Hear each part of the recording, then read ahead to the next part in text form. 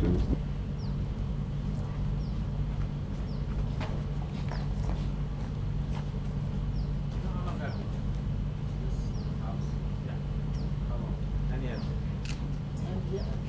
November 1983. It's a lovely building. So I didn't ask people to leave because I was coming to leave. Like John and company said.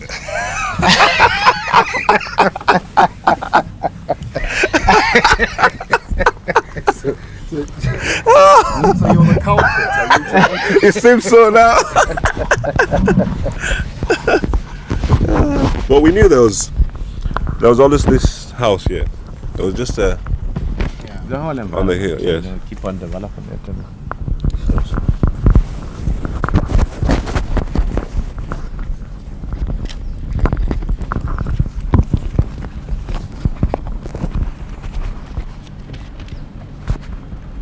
It's quite cool, actually. Yeah, it's not bad, but it will get hotter.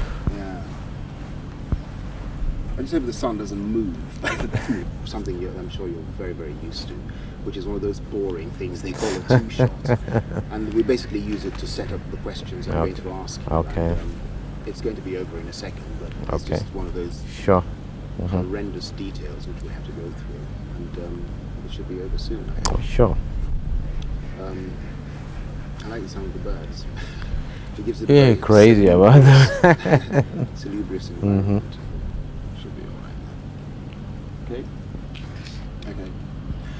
Mr. President, thank you very much indeed for talking to the BBC. It's now nearly 40 years since African nations began emerging from the yoke of colonial domination. Yet Africa is still the least developed continent, and many people in this place are still hungry. Why do you think this has happened? Well, thank you very much. First of all, I think I will like to look at it differently in the sense that, like you quite rightly said, 40 years. And I think in the life of this continent, 40 years is probably not long enough yet if you compare African continent with other continents in Europe, for example, or America. They had taken much longer period to attain what they have currently, the level of they have attained now. So I think it's a matter of time. Like you rightly said, it's a developing nation, and I'm confident that maybe in the next 40 years, when it would have been 80 or 100 years, it could be a different story. Mr. President, as head of state, you presided over the decision to form the ECOMOG peacekeeping forces in Liberia, a decision for which you were greatly praised. People said it was Africans taking charge of African affairs. But it's now several years later, and many countries are beginning to pull out their troops, and it's almost as if the Liberia thing is not going quite as well as people thought it would. Do you think that decision to send in troops was a mistake? No, I think the decision was still right. When we did at the time, we believed quite rightly that some of these problems, they are problems that are African problems, and we believed that African solutions must be found for African problems. And the other reason for intervening, of course, were very simple. We had a sister country that was in such a serious situation at that virtually everything in Liberia has collapsed. The government at that time was unable to govern the people, and looking at the entire sub-region, I mean, whatever happened in Liberia at that time is likely going to affect other countries. So we thought the best thing is to go in as a sort of rescue mission to maintain the sovereignty and integrity of that country by making sure that there is law and order in the country. And I think this is the motivating force, and I believe that our vision at that time was correct. It is still correct, and I believe the decision to send troops was also a right decision. Mr. President, I'm going to throw out a few countries in Africa, and if you would please give me some short answers on what you think about those places today. South Africa. I think it has come a long way, and from what we are seeing now, there are great hopes for the eventual development of South Africa. Rwanda. It's what happened now in Rwanda. I think it's not, to me, it's not very unusual. But I think as time goes by, with the fighting now coming, it's not as intense as it was before. I believe, again, it's a question of time. It is going to take time, but I think we will overcome it. But the scale of the massacres in Rwanda, 500,000 people, that's frightening. It was frightening, but it was not an unprecedented thing when you compare that with other countries in the world, where there are countries today that went through the same process, and more than 500,000 people lost their lives. It's unfortunate, but we have to accept that. Turning to more personal questions, what would you consider to be the major achievements of your rule in Nigeria? Stability of the country. We were able to hold the country, and we kept it despite all the problems, the troubles, economic, political. But we succeeded in keeping the country one, as seen or as visualized by the founding fathers. So we are able to keep the country. I think it's a great achievement. And what would you consider to be your failures? Well, I don't like to look at it from failing point of view, because ours is a developing country, and as long as we are developing, there have to be the ups and downs of a developing nation that is striving very hard to try to develop itself. There may be areas that mistakes were made, fine. I think it is only natural where mistakes are made. Such mistakes are being corrected, or efforts would be made to correct them by the incoming regime, and I think that is normal. As a former head of state, how much responsibility are you prepared to take for the current economic and political crisis in Nigeria today? Well, I think as maybe as a Nigerian, every Nigerian has a role to play in trying to bring up the required standard economically, politically in the country. So I think my responsibility is the same like any other good citizen of Nigeria. Mr. President, people say that specifically your decision to annul the 1993 presidential elections was responsible for plunging the country into crisis. Why did you annul those elections? Well, I think this is one thing I have always did tell people. There is what we call the statute limitation period, and I would rather talk about it after that period must have expired. To put it another way, sir, there was some suggestion that at the time, actually you said at the time, that you annulled those elections because you felt there had been lots of irregularities, or certainly that you had proof that there had been lots of irregularities. But there were international observers in Nigeria who disputed that. Do you still stand by what you said then? I still stand by what I said, but also don't forget that the international observers may not be in a position to cover 70,000 odd polling booths countrywide. The international observers perhaps stayed in 1/50th of the total polling booths that are available in the country. But if they base their argument based on the little area they have seen, I don't grudge them for saying so, but I am in the country and I am in a position to know what happened in a greater part of the country than the international observers, but we appreciate that they came. Did tribal sentiments play a part in that decision? No. If by nature of my profession, we are, as a military officer, as military man, completely detribalized professionals, and we still remain detribalized. So the tribal sentiment does not come here whatsoever because it's not consistent with my professional calling. Some say you simply didn't want to hand over power. Well, I don't know. Some said so, but the fact remains that I announced as far back as June 1992 when we set up or August 1992 when we set up the interim government transitional council. I announced the day that I will leave office, and it's basic common sense.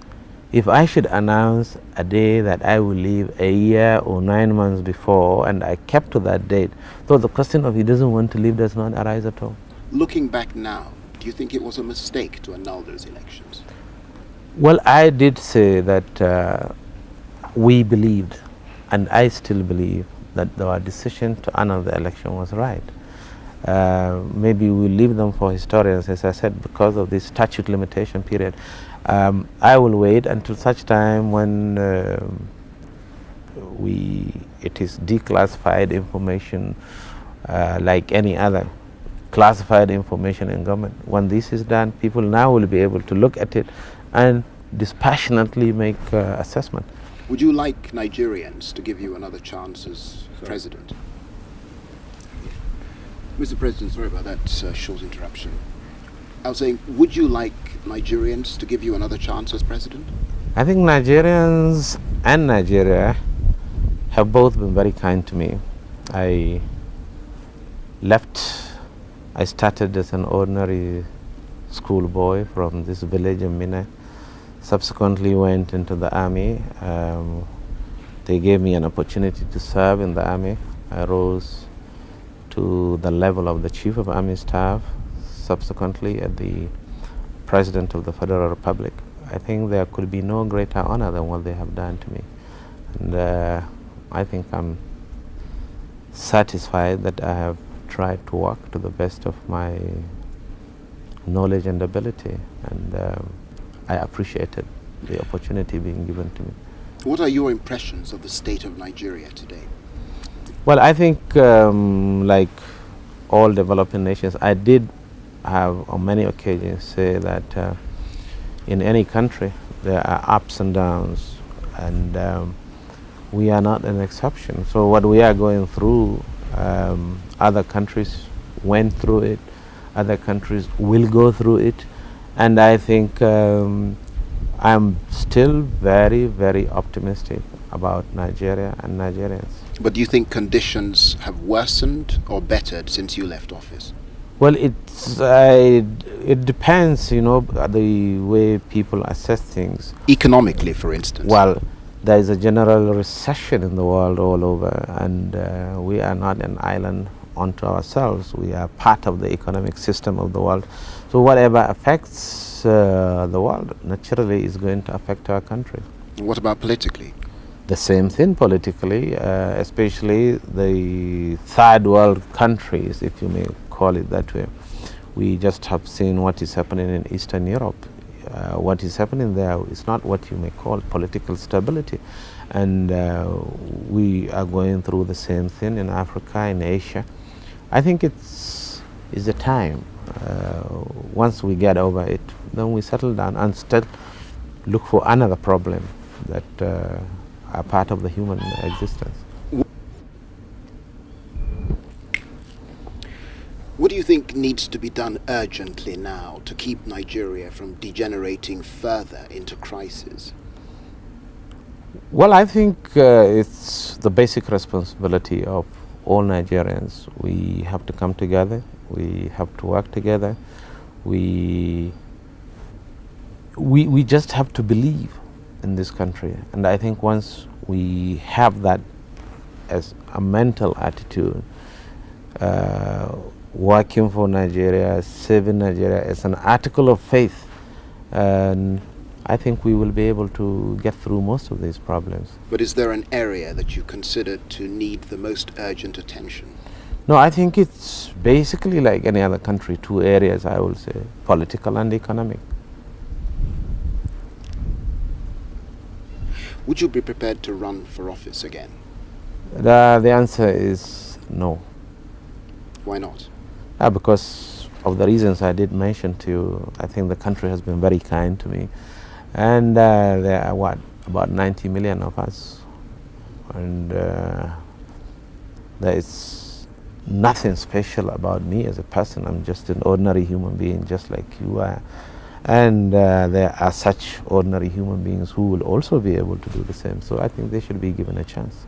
Here you are, Mr. President. You've been a head of state, perhaps the most influential leader Nigeria has had since the Civil War. What do you think the future holds for this country now? Bright. Very, very bright. I still maintain and I still believe that what we are going through, it's a problem which we will be able to overcome, provided we are prepared to work and work hard.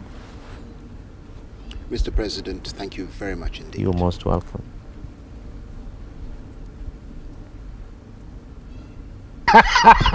Okay, let's do it then. You've given him a scoop, sir. You should have given him.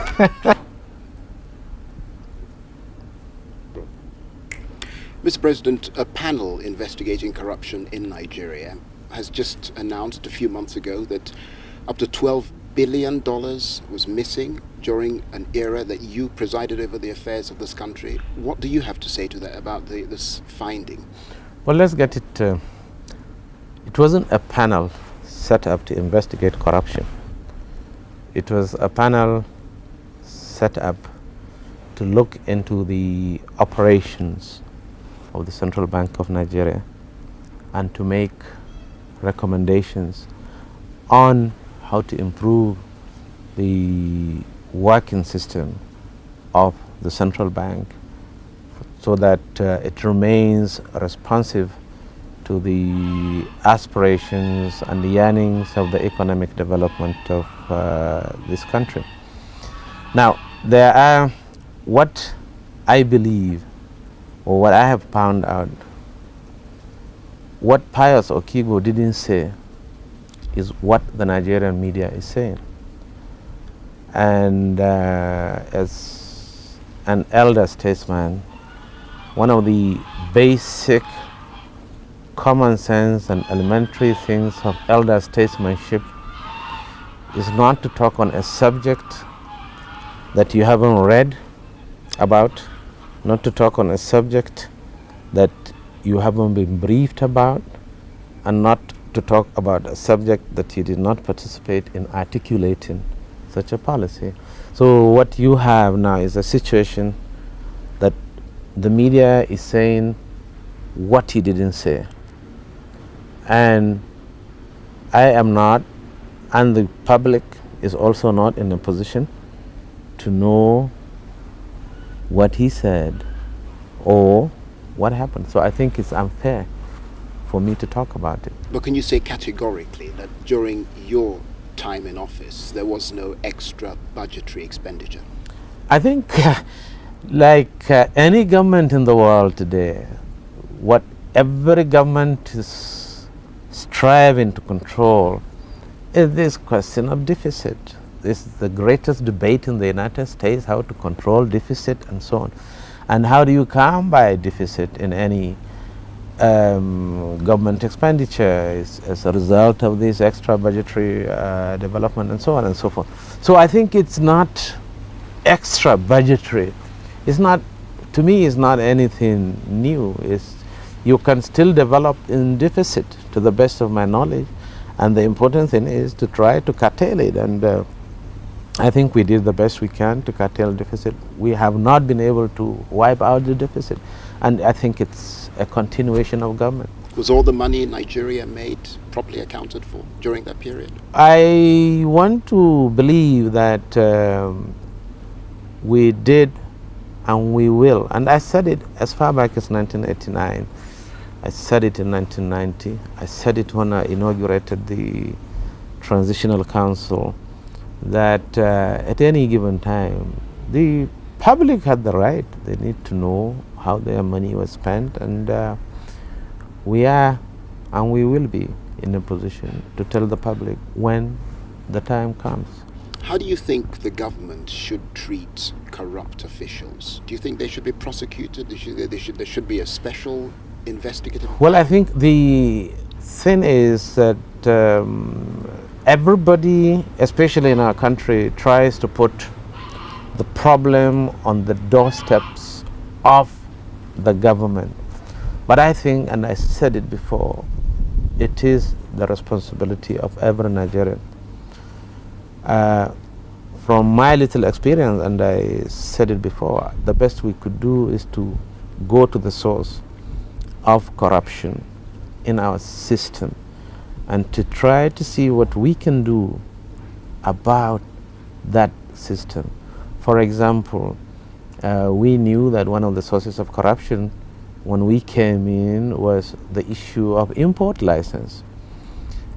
We put it off, we cancelled it. We also knew that one of the sources of corruption was having another body that oversees the activities of the farmers when it comes to selling of their products. So we deregulated that, and as a farmer, he is the master of his own products, if I may put it that way, and he can go ahead and reach the same places that the intermediaries are reaching for him. Now that eliminates whatever corrupt practices were there in this. And we also knew that wherever you have control, there is the tendency to, typical African, to pose that you are the boss. Somebody has, whatever you are doing a favor. So we decided to deregulate the whole economic system. You saw it in privatization, commercialization, so that people now should decide whether to give bribe or not. So, and we tried to educate the ordinary Nigerian that he either shouldn't give, shouldn't accept, and where he should know that both the giver and the receiver are committing an offense by law. And we encourage the Nigerians to come forward to report erring public officers. But they are not doing that, unfortunately. So they are not helping the government to try to stamp out some of these problems. Mr. President, thank you very much indeed. You're welcome. Thanks for drawing my attention to that very situation. Most of the fraud cases in central bank are with the police who are not in the money. It was in that statement that he said that nobody is interested in that. But at one time in this country, people knew that the haven for fraud in Nigeria is in central bank.